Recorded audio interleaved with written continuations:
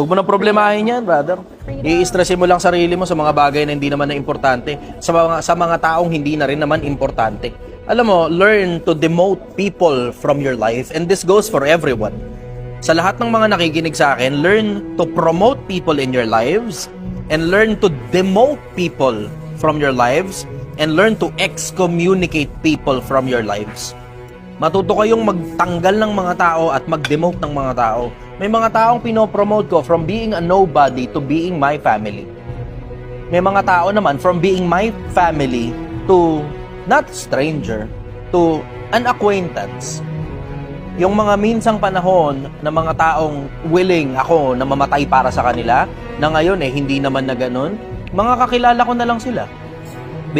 Dinedemote ko yung mga tao na ganun. Yung mga taong hindi rin lang naman mutual sa akin. Kasi pagka kailangan mo ako, sureball, nandyan ako eh. Mapapakita